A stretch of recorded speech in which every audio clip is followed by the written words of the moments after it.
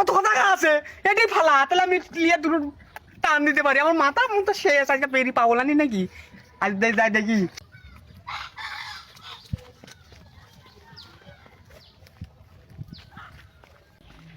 ঘুমন্দির বেটা কইলে